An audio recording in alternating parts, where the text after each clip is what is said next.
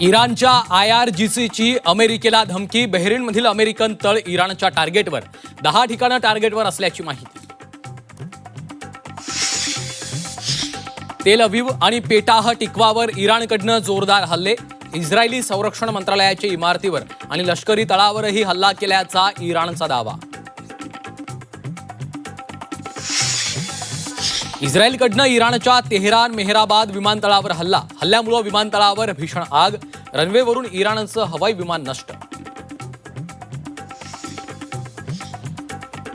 Israel Iran युद्धाच्या पार्श्वभूमीवर पेट्रोलचा साठा संपणार असल्याची अफवा.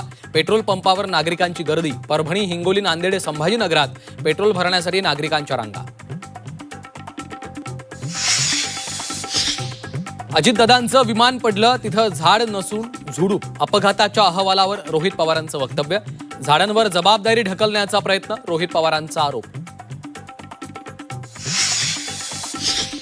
राज्यसभेसाठी भाजपकडनं 4 नावं जाहीर. विनोद तावडे, माया युनाते, रामराव वडकुते यांची नावं जाहीर.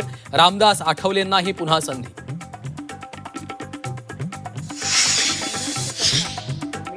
मैं किसी भी मोड से शुरुआत कर सकती हूं. माजी खासदार नवनीत राणा यांचं स्टेटस चर्चेत. राज्यसभा उमेदवारी न मिळाल्यानं नवनीत राणा नाराज असल्याची चर्चा. राज्यसभेबाबत दोन्ही आघाड्यांचं वेट अँड वॉच. पवारांच्या उमेदवारीवरून महाविकास आघाडीत एकमत नाही. शरद पवारांना उमेदवारी दिली नाही तर भाजप 5वा उमेदवार उतरवण्याच्या तयारीत.